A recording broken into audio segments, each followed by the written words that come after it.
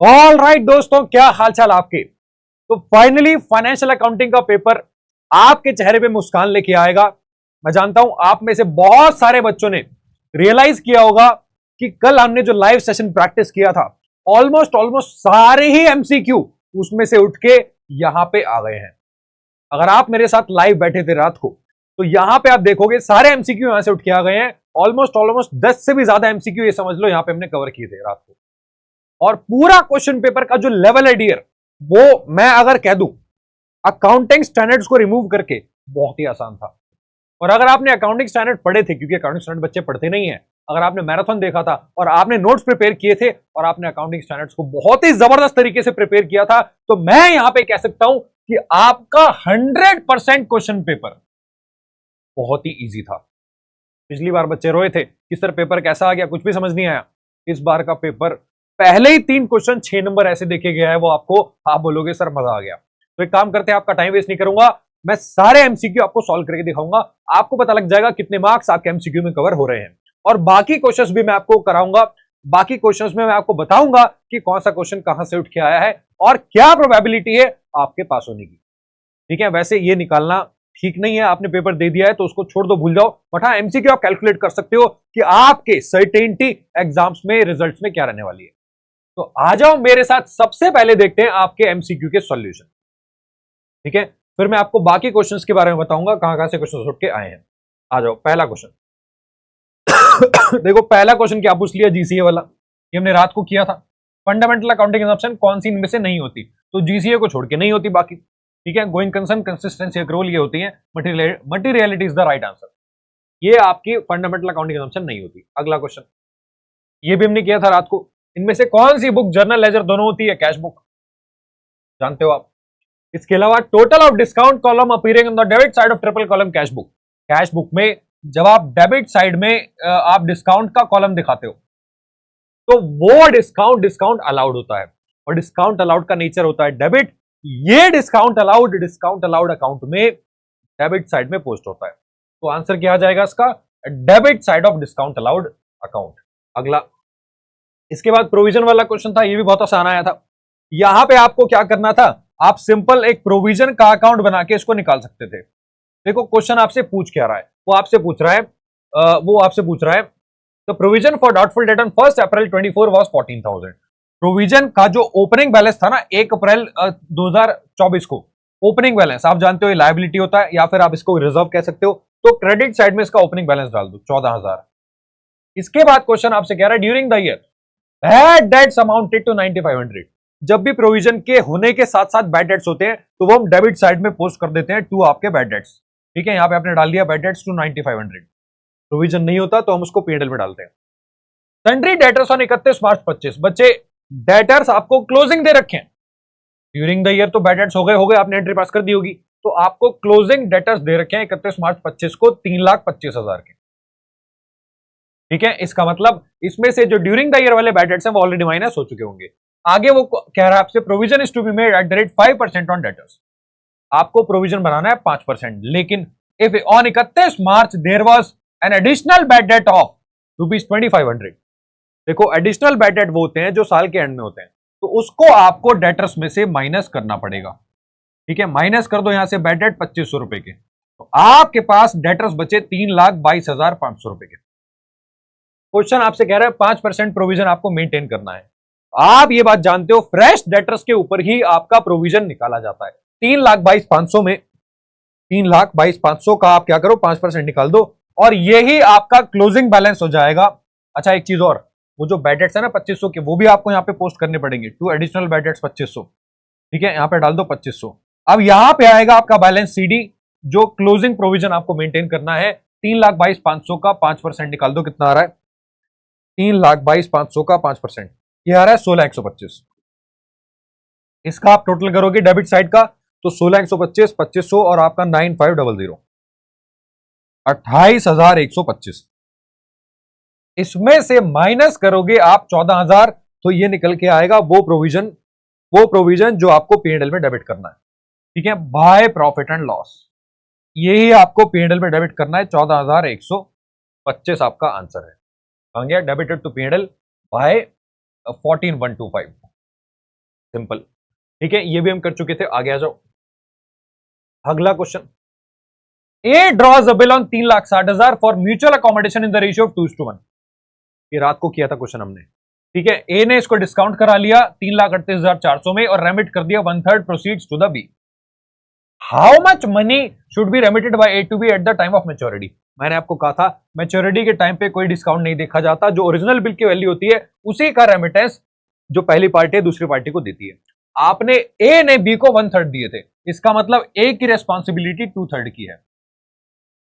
तो ए इस बिल का 2/3 अपने हिस्से का 2/3 बी को देगा, पूरा आपका 2,40,000। 3,60,000 का आप निकालोगे ना इंटू 2/3, ठीक है, तो ये आएगा आपका 2,40,000। 2,40,000। अगला question. Good sent on consignment at invoice price which is 20% above cost. ठीक है, ये भी हमने रात को किया था question. 1/5 of the goods costing 60,000 were damaged in transit. देखो 60,000 का माल आपका रास्ते में डैमेज हो गया, इसका मतलब जो टोटल माल था इंटू 5/1 कर दो, ये टोटल माल की कॉस्ट आ जाएगी 3 लाख रुपए। क्वेश्चन आपसे कह रहा है 20% अबव कॉस्ट पे आपने माल भेजा है, find out the invoice price of good sent. Invoice price कैसे निकालेंगे, इसमें 20% कॉस्ट में जोड़ देंगे। ठीक है, ये हो जाएगा 3 दूनी 60, 3,60,000। तो आंसर आ गया आपका 3,60,000। अगला question. Closing stock of 60,000 includes goods costing 10,000 sent on approval basis at a selling price of 12,000। ये एक इंपॉर्टेंट क्वेश्चन है। पता है क्यों कंफ्यूज कर दिया इस क्वेश्चन ने? इस क्वेश्चन ने बच्चों को कंफ्यूज कर दिया, और मैं आपको बता रहा हूं मैक्सिमम बच्चे इसको छोड़ के आए होंगे। पता है इस क्वेश्चन में क्या था? कुछ भी नहीं था। क्वेश्चन आपसे कह रहा है आपके पास 60,000 का क्लोजिंग स्टॉक है, इस स्टॉक के अंदर 10,000 आपके जुड़े हुए गुड सेंट ऑन आपके अप्रूवल बेसिस। ठीक है, यानी कि 10,000 का अप्रूवल वाला माल हो गया, और 50,000 का आपके पास जो गोडाउन में फिजिकल स्टॉक आपके पास रखा है, और उसका सेलिंग प्राइस 12 है। सेलिंग प्राइस 12 है, उससे कोई फर्क नहीं पड़ता। इसका तो आपको नीड ही नहीं थी क्वेश्चन में, क्योंकि इसके अंदर जो गुड्स की कॉस्टिंग जुड़ी हुई है वो 10,000 है, उसका सेलिंग प्राइस 12 है। हम क्या करें उससे? कुछ नहीं। 10% of stock is destroyed by fire. आप मुझे खुद सोच के बताओ, अपने दिल पे हाथ रख के बताओ, आग कौन से स्टॉक में लगेगी? जो कस्टमर के पास है या जो आपके गोडाउन में? अरे जो आपके गोडाउन में रखा हुआ स्टॉक है उसमें आग लगेगी। तो इसमें से यहां पे क्या हुआ, जो 10% का स्टॉक था यहां पे आपका जल के राख हो गया। ठीक है, तो यहां पे आप बात को समझो, जो 10% का स्टॉक था दैट विल बी आपका, उसमें आग लग गई। आगे क्या बोल रहा है कि आपके what amount of closing stock will appear in the balance sheet. आपकी बैलेंस शीट में कितना स्टॉक दिखाया जाएगा। ठीक है, यहां पे बच्चे जो स्टॉक आएगा दैट विल बी आपका 54,000। ठीक है, तो यहां पे आपको ये चीज ध्यान रखनी है, एक मिनट बच्चे, हाँ, आपको यहां पे ये चीज ध्यान रखनी है, जो टोटल माल बर्बाद हुआ आपका वो था 10%, तो टोटल आपका स्टॉक आ जाएगा 54। और एक बात बताऊं, आपको कुछ भी नहीं करना था, डायरेक्टली जो आपके पास 60,000 का स्टॉक है उसमें से आपको यहां पे 10% का स्टॉक जो बर्बाद हुआ माइनस करना था, बाकी बचा हुआ स्टॉक आपकी बैलेंस शीट में दिखा दिया जाएगा। ठीक है, आगे आ जाओ। आगे आपको दिया हुआ है एक्स परचेज गुड्स कॉस्टिंग ₹1,00,000। 1,00,000 का माल आपको दिया हुआ है, एक्स ने परचेज किया, वाई ने बेच दिया इसको 1,50,000 का। ये भी रात को हमने किया था लाइव में क्वेश्चन। प्रॉफिट शेयरिंग रेशियो दे रखा है इक्वल। देखो एक्स का खर्चा हुआ 1,00,000 का, ठीक है, वाई ने इसको सेल कर दिया 1,50,000 का। तो हम ये बात जानते हैं यहां पे जो प्रॉफिट बटेगा एक्स और वाई के बीच में वो बटेगा इक्वल 25 और 25। ठीक है, if same set of books is maintained what will be the final remittance. Final remittance क्या होगा, यानी कि वाई एक्स को कितने पैसे देगा। सर वाई क्यों पैसे देगा? बेटे माल वाई ने बेचा है, सारा खर्चा एक्स ने किया है, तो एक्स को एक तो उसका एक्सपेंस दे दो 1,00,000, प्लस एक्स को एक्स का प्रॉफिट दे दो, तो वाई एक्स को जो पैसे देगा वो देगा 1,25,000। क्योंकि आप बात को समझो, सारा पैसा वाई के पास है, प्रॉफिट कितना है 25, तो वाई अपने पास सिर्फ अपना प्रॉफिट रखेगा, इसमें से 25,000 का प्रॉफिट निकाल के वो 1,25,000 दे देगा एक्स को। ठीक है, बहुत सिंपल सा क्वेश्चन था। वाई विल रेमिट 1,25,000 टू आपके X. 11th question. A and B are partner serving profits. आपको दो पार्टनर दे रखे 5:3 में रेशियो में। ये भी लप्पा क्वेश्चन था, मैंने कराया था रात को आपको। They admitted C into the firm, C का रेशियो आपको दे रखा है 3/10। ठीक है, क्वेश्चन आपसे कह रहा है C acquires 1/5 from A and 1/10 from B. दोनों का सेक्रीफाइस आपको डायरेक्टली दे रखा है, न्यू रेशियो निकालना है। पता है एक शॉट में आंसर आ जाएगा, एक सेकंड में। कैसे आएगा? बस ए का एक बार सेक्रीफाइस निकाल लो। ठीक है, कैसे निकलेगा? 5/8 ओल्ड रेशियो माइनस में आपका सेक्रीफाइस 1/5। और पता है जैसे आप 1/5 करोगे यहां निकल के आएगा नीचे 40 और 5 25 माइनस 8, 25 माइनस 8 आप करेंगे तो 17/40 आएगा। ये चेक करो ए का नया रेशियो, मैंने सेक्रीफाइस निकाल दिया, यहां पे न्यू रेशियो आएगा। ए का नया रेशियो कौन से ऑप्शन में दे रखा है? 17/40, सिर्फ ऑप्शन डी में। आप कंफर्म करने के लिए जो बी है उसका भी न्यू रेशियो निकाल सकते हो। ठीक है, जैसे बी का पुराना रेशियो था 3/8, उसमें से आप माइनस कर दो उसका सेक्रीफाइस 1/10, 1/10 तो ये हो गया नीचे 80, 30 माइनस 8। ठीक है, 30 माइनस 8 आप करोगे तो ये 22 हो जाएगा। देखो 22 को आप 11/40 भी लिख सकते हो, 22/80 को आप 11/40, दोनों का डिनोमिनेटर इक्वल हो गया 1711। D is the right answer, बाकी ऑप्शन में है ही नहीं, तो एक ही शॉट में आंसर आ सकता था आपका।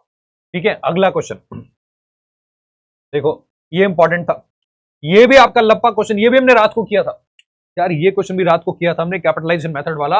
आपको दिया हुआ है एवरेज प्रॉफिट इतना, टोटल एसेट्स इतनी, लायबिलिटी इतनी, यहां से निकाल लो कैपिटल एम्प्लॉयड डिफरेंस से। एसेट माइनस लायबिलिटीज हम जानते हैं, एसेट्स में से लायबिलिटी माइनस करोगे 1,35,00,000 में से लायबिलिटी माइनस कर दो 83 लाख की, आपकी कैपिटल एम्प्लॉयड आ जाएगी 52 लाख, 52 लाख। और नॉर्मल रेट ऑफ रिटर्न 12% है, तो इसका मतलब इसका 12% हो जाएगा नॉर्मल प्रॉफिट। ठीक है, इंटू 12% निकाल दो, कितना हो गया? 6,24,000। राइट, एवरेज प्रॉफिट में से माइनस करेंगे आपका नॉर्मल प्रॉफिट, एवरेज प्रॉफिट 17,34,00,000 में से माइनस कर दो आपका 6,24,00,000। ठीक है, तो मेरे पास आ गया आपका 11,10,000, ये आ गया सुपर प्रॉफिट। क्वेश्चन आपसे क्या कह रहा है? गुडविल निकालो under capitalisation of average profits. आप चाहे एवरेज प्रॉफिट का कैपिटलाइजेशन करो, आप चाहे सुपर प्रॉफिट का कैपिटलाइजेशन करो, गुडविल दोनों से सेम आती है। ठीक है, तो यहां पे goodwill is equal to super profit, super profit into में 100 में एनआरआर। एनआरआर का रेट आपको दे रखा है 12%, निकाल दो, निकाल दो 11,10,000, 10 डिवाइड बाय 12 इंटू 100, ये आ गया 92,50,000। ये सारे क्वेश्चन हम लाइव क्लास में आपके पिछली बार कर चुके, मतलब पिछली रात को कर चुके। ठीक है, अब ये देखो डिपार्टमेंट का कितना आसान क्वेश्चन था, आपके मॉड्यूल का क्वेश्चन है। मॉड्यूल में तो फुल फ्लेजेड दिया हुआ है, फुल फ्लेजेड, वहां पे क्लोजिंग स्टॉक निकालना था आपको, कॉस्ट निकालनी थी, बट यहां पे आपको क्या निकालना है? ग्रॉस प्रॉफिट का ratio, rate of gross profit. कैसे आएगा? देखो इस क्वेश्चन में क्या होता है, जब आपको ओपनिंग स्टॉक परचेज सेल्स की यूनिट्स दियो, तो आपको टोटल परचेज प्राइस दे देगा। अब उसने परचेज प्राइस अलग अलग नहीं दिया, तो हम क्या करेंगे, ये अज्यूम कर लेंगे कि जो यूनिट्स आपने खरीदी हैं उन्हीं को आपने बेच दिया। ठीक है, तो हम क्या करेंगे, यहां पे सेल वैल्यू निकाल लेंगे, sale value of purchased units, of purchased units. Sir क्यों निकालेंगे? क्योंकि आपको टोटल वैल्यू दे रखी है परचेज की, इन तीनों की परचेज की। अगर मैं इनकी सेल वैल्यू निकाल लूं और इन टोटल सेल निकालने के बाद इन परचेज यूनिट्स की उसको उसकी परचेज वैल्यू से आपके कंपेयर कर दूं, तो मेरे पास ग्रॉस प्रॉफिट आ जाएगा, और वहां से मैं ग्रॉस प्रॉफिट का रेशियो निकाल सकता हूं, रेट निकाल सकता हूं। ठीक है, तो परचेज वैल्यू को, परचेज की यूनिट्स को मल्टीप्लाई कर दो सेल्स वैल्यू से, सेल्स पर यूनिट से। ठीक है, 2000 इंटू 130, ये निकाल लो तीनों का, 2000 इंटू 130, ये आ गया 2,60,000। ठीक है, दूसरा हो जाएगा 4000 इंटू में 117, 468। तीसरा निकाल लो 4800, 4800 इंटू में आपका 140, ये हो गया 672,000। ठीक है, आप इन तीनों का टोटल करेंगे 468 और प्लस 260, ये हो जाएगा आपका 14 लाख। देखो 14 लाख और 9,80,000 के बीच में डिफरेंस आता है, माइनस 9,80,000, डिफरेंस आता है 4,20,000। ठीक है, डिवाइड कर दो 14 लाख से इंटू 100, ग्रॉस प्रॉफिट रेशियो आ जाएगा, ये आ गया आपका 30%, 30%। अगला क्वेश्चन देखते हैं, फिर आपके देखते हैं बाकी क्वेश्चंस में आपके कौन कौन से चैप्टर से आए थे। तो अगले क्वेश्चन में आपको दिया हुआ है, आपने मशीन परचेस करी है हायर परचेस सिस्टम से, ये भी मैंने रात को किया था, सेम क्वेश्चन मैंने रात को किया था। आपको यहाँ पे कैश प्राइस दे रखा है और आपको दे रखा है डाउन पेमेंट 2,16,000 की। ठीक है, यहाँ पे कुछ नहीं करना, जो भी आपको इंस्टॉलमेंट्स दी है आउटस्टैंडिंग इंस्टॉलमेंट लिख दो। कैसे आएगी? 3 इंस्टॉलमेंट्स को आप मल्टीप्लाई कर दो 3 से, 2,88,000 इंटू में 3, 864 आप इसमें से पे कर दोगे 288 तो बचेगा 576, फिर 288 पे कर दोगे तो बचेगा 288। मतलब आपको क्या करना है, जो आउटस्टैंडिंग अमाउंट होता है ना उसका रेशियो निकाल लेना है। रेशियो निकल के आएगा 3:2:1। अब अगर आप यहां ध्यान से देखो तो 864 की तो इंस्टॉलमेंट्स हैं, ठीक है, और डाउन पेमेंट आप कर रहे हो 2,16,000 की, तो टोटल हायर परचेज प्राइस आएगा 864 प्लस 2,16,000, 10,80,000। इसमें से आप माइनस करोगे कैश प्राइस 864 का, तो अगेन आपके पास जो इंटरेस्ट निकल के आएगा दैट विल बी 2,16,000।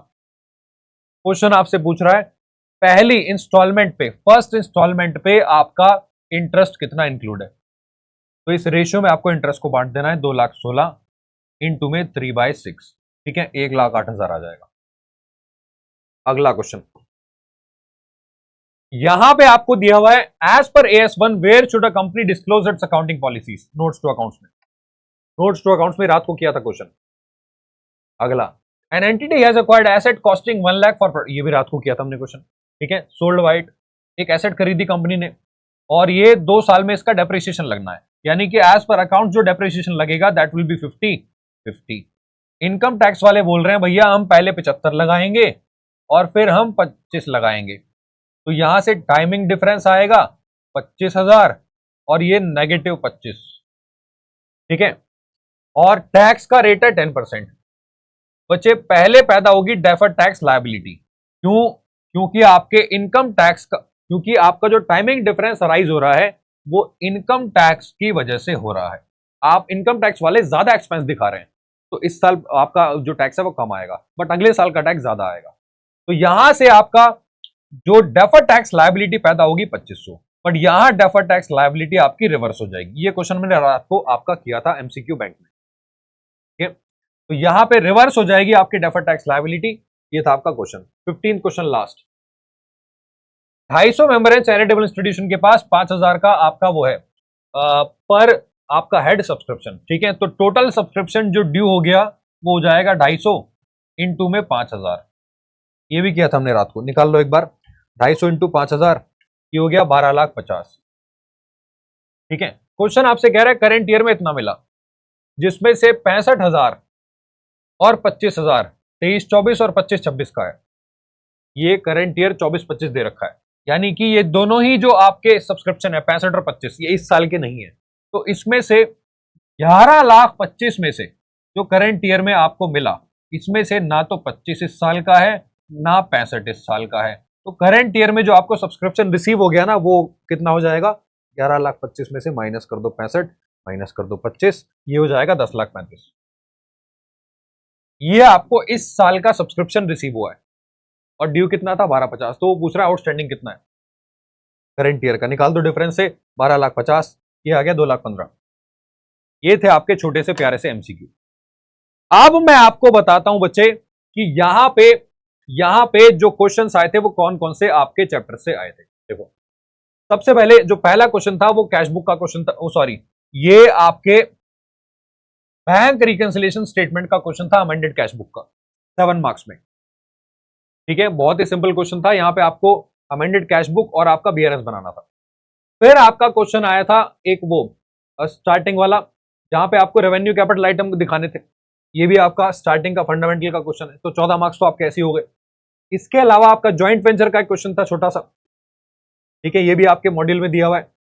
और फिर लीज बैक का क्वेश्चन था, अगर आपने मेरा विजय धनुष देखा था तो मैंने आपको लीज बैक के प्रोविजन वहां पे पढ़ाए थे, तो वही क्वेश्चन वहां से उठ के आ गया है, ठीक है। इसके अलावा यहां पे आपको NPO का क्वेश्चन बहुत ही आसान दिया हुआ है, ये भी आपके मॉड्यूल से मैच करता है, ठीक है, और सिंपल आपकी एडजस्टमेंट है सारी। आपको ओपनिंग क्लोजिंग बैलेंस दिया है, पिछली साल की बैलेंस शीट बनेगी, कैपिटल निकलेगी, कैपिटल फंड निकलेगा और सारे एडजस्टमेंट्स आपके सिंपल है, ठीक है।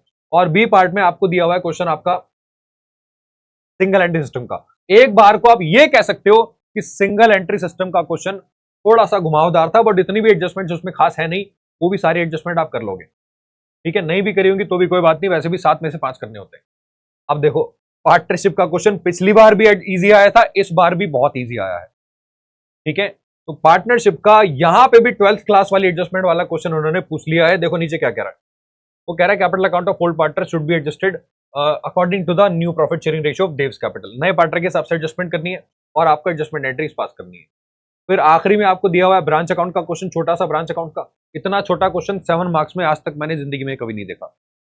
जिंदगी में पहली बार मैंने ब्रांच अकाउंट का इतना छोटा क्वेश्चन देखा है बच्चे। फिर आपका इंश्योरेंस क्लेम का क्वेश्चन आ गया, ये आपका लॉस ऑफ प्रॉफिट पॉलिसी से था। और आखिरी क्वेश्चन जो था वो अकाउंटिंग स्टैंडर्ड 10 पे बेस्ड था। दोनों आपके क्वेश्चन अकाउंटिंग स्टैंडर्ड 10 पे बेस्ड है। और आखिरी में आपका AS 11 आ गया, सॉरी AS 16 आ गया, और ये भी आपका पूरा बोरिंग कॉस्ट का क्वेश्चन। ठीक है, आखिरी में ये क्या पूछ रहा है बी पार्ट में, बी पार्ट में ये लो, बी पार्ट में मेमोरेंडम बैलेंस शीट वाला क्वेश्चन है। एसेट्स की वैल्यू निकालनी है और आपको रियलाइजेशन अकाउंट बना के कैपिटल अकाउंट क्लोज करना है। दोनों पार्टनर सॉल्वेंट है। ये आपके नॉर्मल 4 मार्क्स का क्वेश्चन, यहां पे खत्म होता है आपका अकाउंट्स का क्वेश्चन पेपर। इससे आसान क्वेश्चन पेपर मैंने अपनी जिंदगी में नहीं देखा। पिछली बार को फिर भी कह सकते हैं कि 30 से 40 नंबर का क्वेश्चन पेपर हार्ड आया था, उसमें भी 70 मार्क्स का इजी था। और यहां पे तो लिटरली अराउंड 100 मार्क्स का क्वेश्चन पेपर बहुत ही आसान आया है। ठीक है, तो नीचे कमेंट करके बताना आपका पेपर कैसा हुआ और एमसीक्यू कितने आपके सही हुए। मिलता हूं आपसे डियर अगले वीडियो में, तब तक के लिए take care and bye bye and all the very best for upcoming papers.